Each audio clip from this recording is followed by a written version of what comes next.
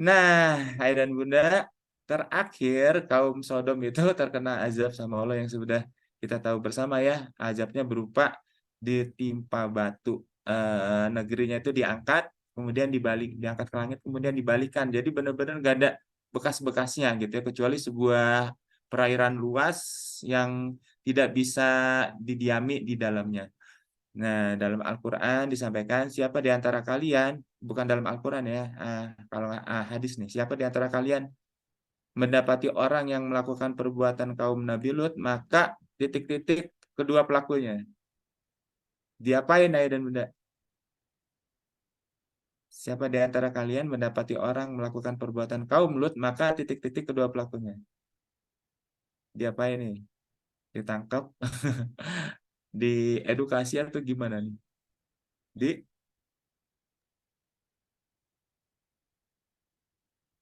Ntar kita cek dulu chatnya kakak. ya, Dilempar, dirajam, dihukum, diazab, Masya di Allah. Oh, ini hadis ya dari juga nih. eh, Ibnu Majah, At-Tirmizi dan Abu Daud dibunuh. Gitu ya. Tetapi tentu saja kalau edukasinya udah sampai ya dan kita nggak sembarangan. Ini karena kita ada di sebuah negara dengan pemerintahan ya ya kita anjurkanlah upayakan agar ini dilaksanakan secara struktural bukan dengan sendirian kayak gitu ya. Jadi jangan ditelan begitu saja karena hadis itu ada konteks dan situasionalnya. Ya, gitu Ayah dan Bunda. Banyak banget yang bisa kita dapat dari kisah kedatangan tiga orang malaikat ke rumah Nabi Lut sampai kita lihat kondisi putrinya, situasinya, dan sebagainya sampai azab itu turun. Ternyata banyak banget pelajaran keluarga yang kita dapat dari kisah yang luar biasa ini. Nah, supaya nggak lupa, saya pengen Ayah dan Bunda ingat-ingat lagi ya, di sebelah kiri ini ada gambarnya, tapi teksnya sebagian saya pindahkan ke sebelah kanan dalam nomor 1, 2, 3, 4. Nah, sekarang coba ingat-ingat lagi ya, yang kotak A itu teksnya yang sebelah kanannya yang nomor berapa? Nomor 1, nomor 2, nomor 3, atau nomor 4?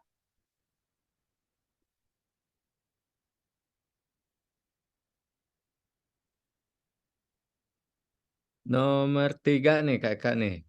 Coba deh Betul, wahai kakak. ayah, berhati-hatilah, jangan sampai kaummu mengganggu mereka. Kemudian yang B, nomor berapa teksnya? B nomor 1 katanya kakak. Tuh, jadi ingat nih betapa luar biasanya, beratnya perasaan Nabi Lut hari itu ya. Dan apalagi nih akumulasi dari perjuangan selama bertahun-tahun ya ayah dan bunda. Kemudian yang C, nomor C nomor 4 nih, kompak nih. betul ya. Dan ini si Walihah ya. Dan yang ini tiga malaikat mendatangi rumah Nabi Lut saat matahari terbenam. Udah malam ya. Nah sekarang urutannya nih ayah dan bunda yang mana nih? Yang nomor 1, yang mana dulu dari cerita kita yang tadi? Yang A, yang B, yang C, atau yang D dulu?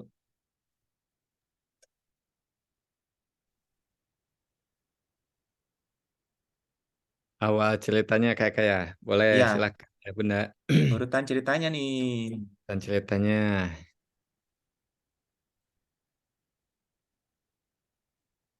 Yang D kakak. Betul, yang D. Terus yang nomor 2? Lanjut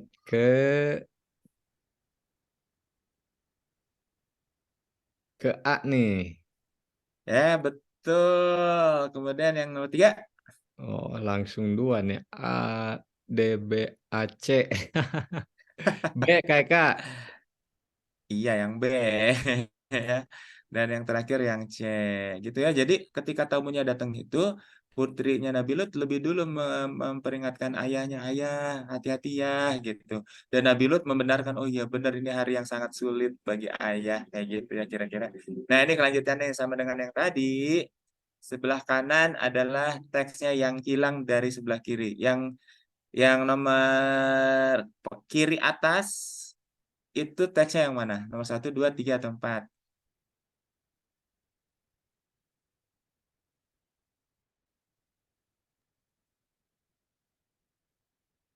Nomor 2 nih kakak. Betul. Jadi kita ingat nih kondisi Nabi Lut ya. Nabi Lut saja mengharapkan punya keluarga yang kuat, yang kompak, yang besar ya ketika didesak oleh kaumnya. Jadi ini penting banget kita punya keluarga yang seperti itu nih Ayah dan Bunda. Kemudian yang kanan atas nomor berapa? Satu, tiga, atau empat?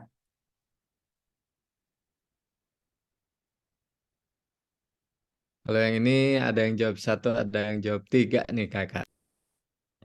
Lupa ya kalau yang jawab satu. Yang benar nomor tiga.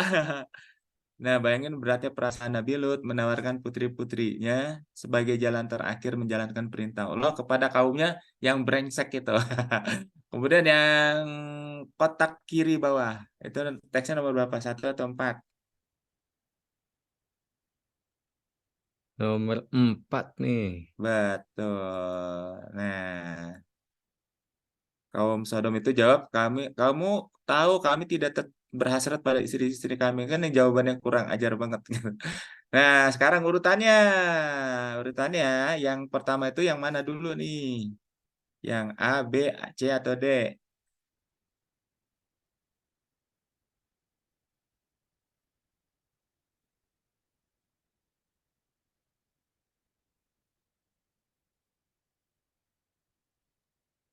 Ada yang masih ingat ya Bunda? Boleh silahkan di chat.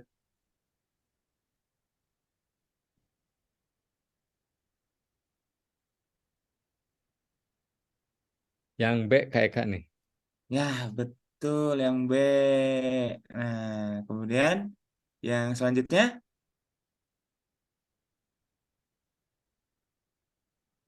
B B A D C katanya. B D A C D katanya nih.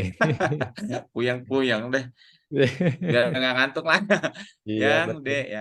Jawab kan Nabi Lut nawarkan kepada kaumnya, kaumnya jawab kayak gitu. Nah, kemudian yang nomor tiga.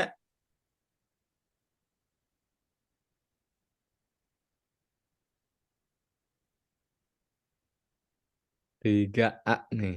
Ya, betul. Karena jawaban kaumnya makin menjadi-jadi, maka Nabi Lut berharap seandainya dia punya keluarga yang melindungi dia. Jadi Nabi Lut saat itu tidak punya kekuatan ya ayah dan bunda. Beda dengan Rasulullah SAW yang walaupun awalnya sedikit, tapi lama-lama beliau punya kekuatan yang akhirnya bisa selain melindungi beliau juga melindungi keberadaan sesamanya. Jadi keberadaan negara. Jadi ya pokoknya dengan kata lain Nabi Muhammad SAW itu bisa membentuk kekuatan dari umatnya. Sementara Nabi Lut belum sanggup sampai ke sana ya. Memang takdirnya beda kayak gitu.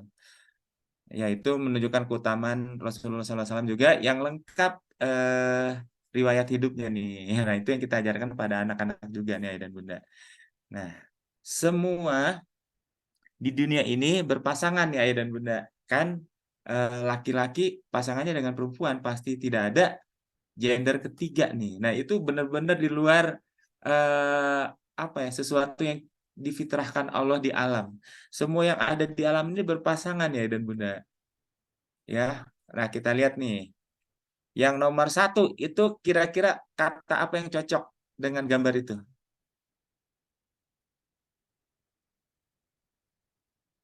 Bukan nama hewannya, bukan. Kira-kira satu kata sifat yang cocok dengan gambar itu. Apa tuh?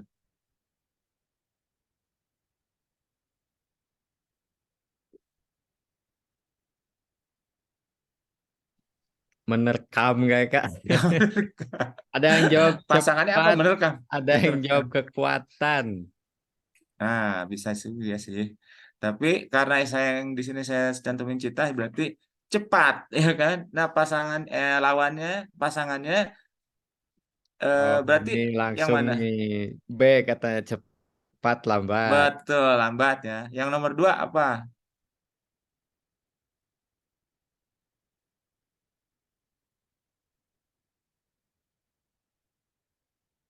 Yang cocok Panas, panas panas dingin lawan kakak. pasangannya Dingin katanya. yang Dua, mana? dua F. Yang F betul. Nomor tiga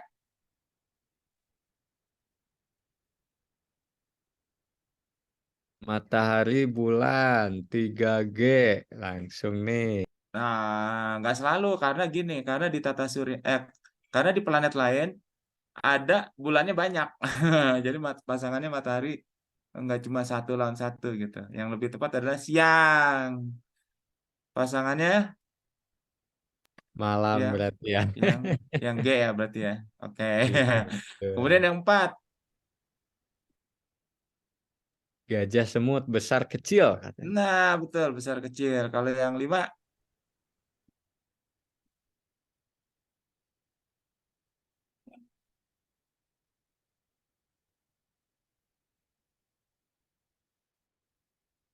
Lima orang lagi apa? senang sedih. Betul, senang, ada sedih. Kemudian yang nomor 6,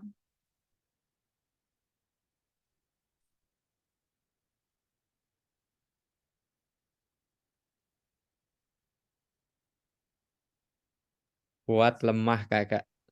keras dan Lunak. lunak. Iya. Kemudian yang nomor 7, Nah, berat ringan nih. berat Tujuh dan h. ringan. Kemudian yang nomor 8,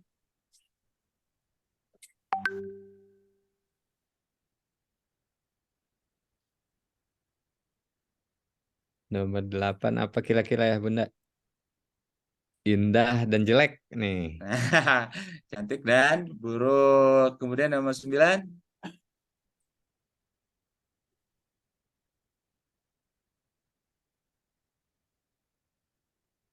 Kurus dan gendut.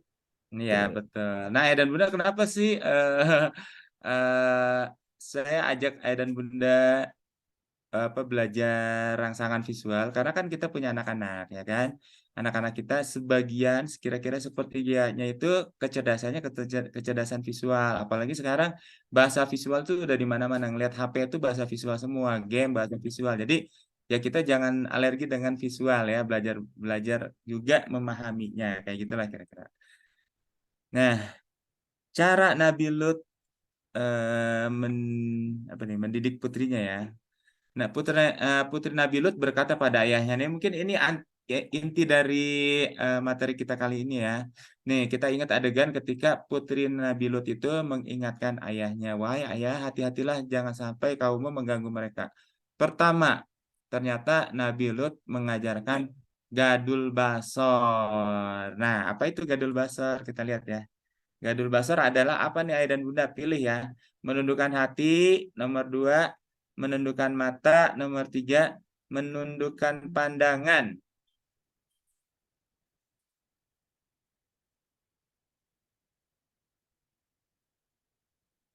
Yang mana? Nomor 1, 2, atau 3? Yang 3 kakak menundukkan pandangan. Betul, menundukkan pandangan ya. Nah, menundukkan pandangan itu maksudnya seperti apa?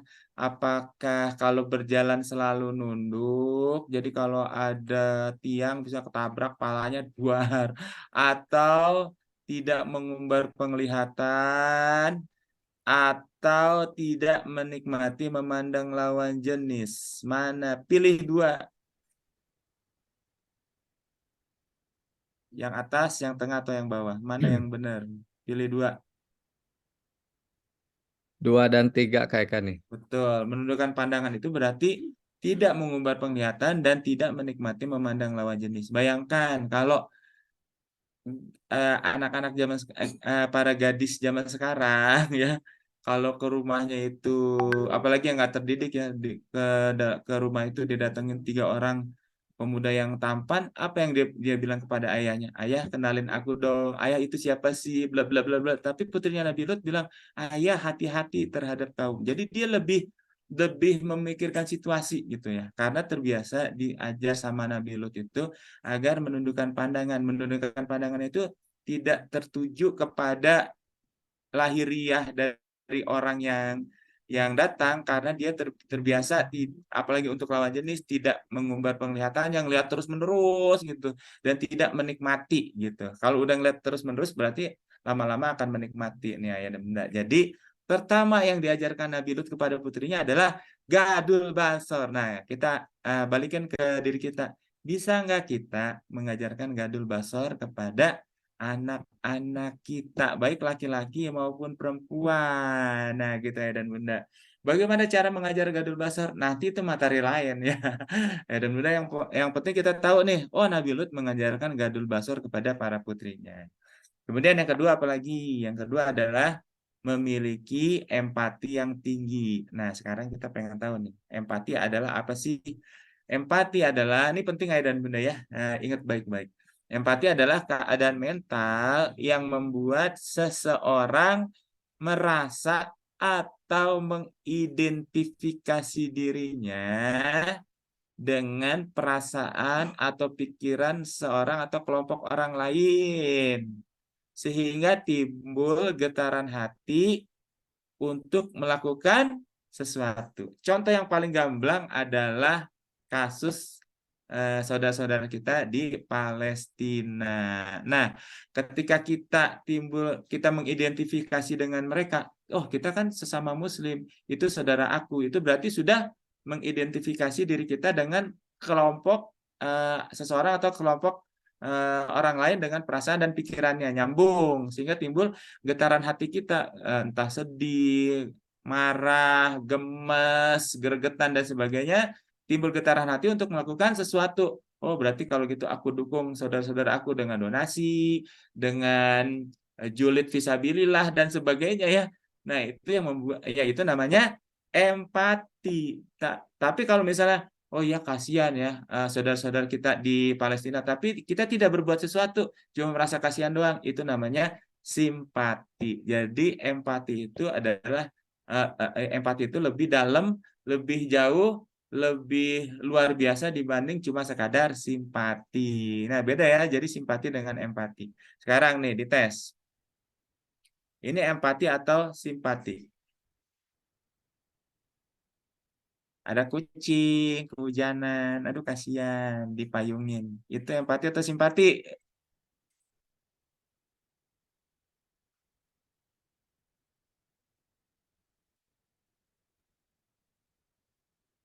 Coba kita cek chatnya nih. Jawabnya ada simpati, ada empati nih banyak nih. Nah, Yang mana kayak Kak? jawabannya ini adalah empati. Kenapa? Kalau merasa kasihan aja itu baru simpati. Tapi kalau udah dipayungin, dielus-elus, berbuat sesuatu, itu namanya empati.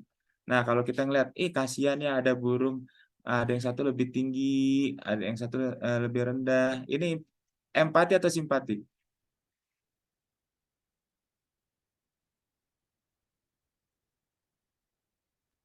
Ini simpati Kakak. Simpati aja ya. Kayak misalnya contohnya gini, ada yang lebih real. Ya ada orang kaya, ada orang miskin, ada orang mampu, ada orang tidak mampu. Kita cuma tahu keadaan itu, tapi kita tidak tergerak untuk menyeimbangkan, untuk membantu, untuk supaya yang lebih rendah rendah itu bisa jadi sama tinggi dan sebagainya. Itu tidak tergerak, itu namanya simpati. Jadi jelas ya dan Bunda. Oke, nah sekarang nih ada film nih. Bagus nih ya, kita lihat dulu ya. Jadi ada orang dia tuh ngeliat, aduh sayang banget nih air tersia-sia. Ini Thailand ya, sayangnya bukan orang Indonesia nih, jadi harus terjemahin. Lagi makan, ada anjing minta makanan. Aduh, kata yang lain, aduh sayang banget tuh, dagingnya dikasih ke anjing. Untuk sekolah katanya. Dia dompetnya uangnya udah habis dikasih.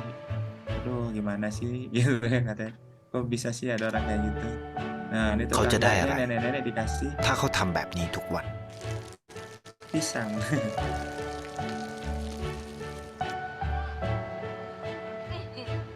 Ini kamu baru datang, kemana aja sih? Maaf, maaf Bu.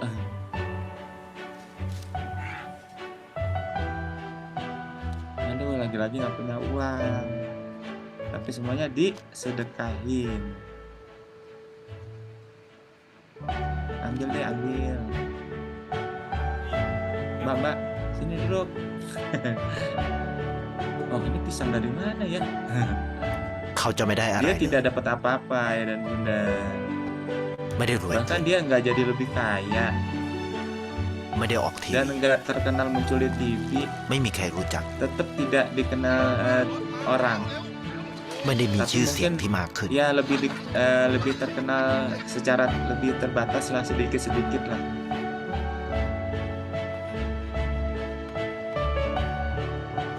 Dan dia jadi disayangin orang lain walaupun anjing sekalipun.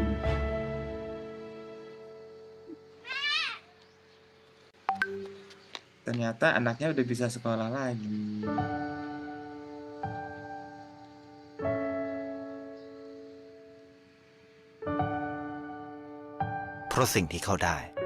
Apa yang Kedai dia terima care. itu adalah perasaan-perasaan,ความรู้สึก emosi-emosi ayah dan bunda.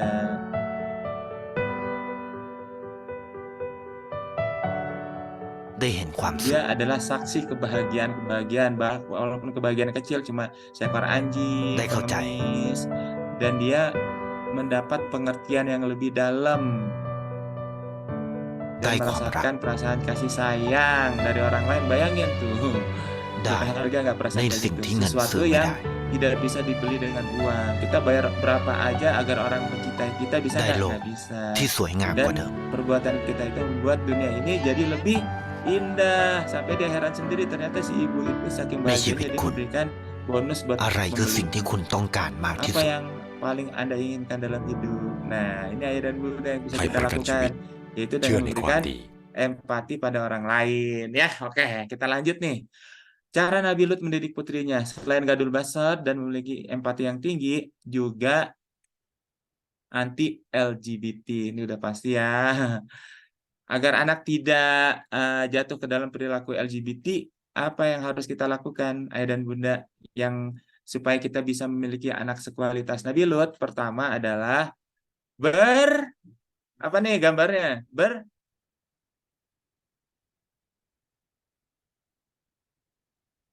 Lihat dari gambarnya tuh. Berdoa kakak. Berdoa, betul, karena yang punya anak itu, punya anak kita itu Allah, bukan kita ya. Jadi kita minta sama yang punyanya gitu. Nah, kemudian yang kedua, suasana titik-titik di rumah. Suasananya harus apa nih? Supaya nggak jatuh dalam perilaku LGBT. Suasana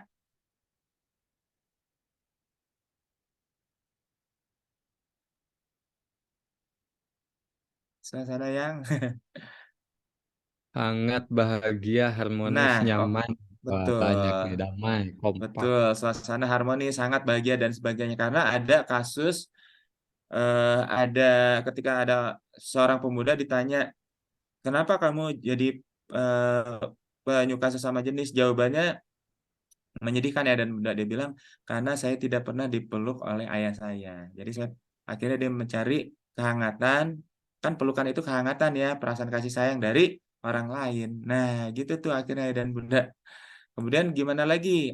Ajar anak kita titik-titik Islami.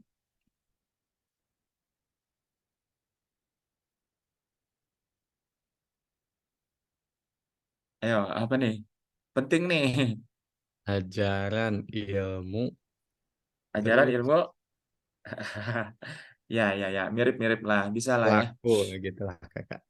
Nah, yang benar, yang lebih tepat ya, berpikir. Karena kalau kita mau mengubah perilaku, kita mulai dari pikiran dulu. Nah, kalau pikirannya dimulai dengan hal-hal yang Islami, kita kasih ilmu-ilmu yang berdasarkan Islam, maka tindakannya akan jadi benar, perasaannya akan jadi benar. Mulai dari mana? Dari berpikir. Seperti ketika Nabi Muhammad SAW mau mengubah kaum yang jahiliyah, sama Allah disuruh apa? Baca. Berarti suruh apa itu? Berpikir. Nah, ketika berpikir, nanti semuanya bisa berubah, ikut perasaan, tindakan, dan sebagainya. Kemudian yang keempat, ajar anak berlaku sesuai, apa nih, lihat gambarnya. Sesuai, Gendernya kakak. betul, sesuai gendernya atau jenis kelaminnya. Kalau anak laki-laki, ya berlakulah sesuai dengan laki-laki. Kalau anak perempuan, jadilah anak perempuan, kayak gitu ya. Nah, ini kalau dibahas lagi bisa lebih banyak lah, kita sedikit-sedikit aja. Ajarkan anak-anak kisah-kisah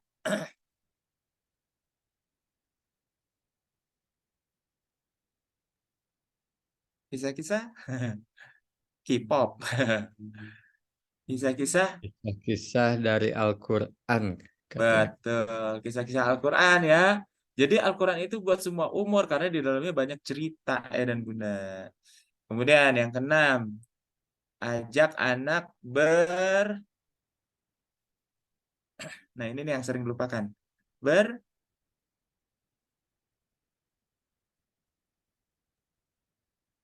Berbakti, berbincang, berbagi. Nah, ya betul. Ajak anak untuk berbicara. Nah, ini kaitannya dengan HP nih Ayah dan Bunda ya. Jadi kalau anak diberikan HP, anak nggak akan bicara sama kita. Dia cuma nonton HP, bengong, jadi pasif gitu ya. Nah, supaya nggak kayak gitu, ajak anak bicara, ajak anak omong. Tadi di sekolah gimana? Tadi makanan Bunda enak nggak? Kamu membantu Bunda nggak? Apa yang kamu rasakan terus kayak gitu. Karena dengan berbicara, kalau ada sesuatu anak akan bilang ke orang tua. Kalau dia ngeliat temennya, kok temanku ada yang kayak melambai sih Bunda, kenapa sih Bunda? Kita kasih tahu, oh begini loh, kita ajak cara dia berpikir dengan cara yang diajarkan Islam. Oh ternyata itu begitu ya Bunda ya. Nah ketika anak berbicara hubungan harmonis dengan orang tua, dia akan lebih terbentengi dari perilaku LGBT yang sebetulnya merupakan penyimpangan. Kenapa menyimpang? Karena anak tidak mendapatkan sesuatu yang harusnya didapatkan di rumah, yaitu pelukan, hangat, cinta, dan kasih sayang orang tuanya. Karena itu tidak didapatkan, dia melenceng. Salah satu pelencengnya adalah LGBT. Siapkan anak untuk apa nih?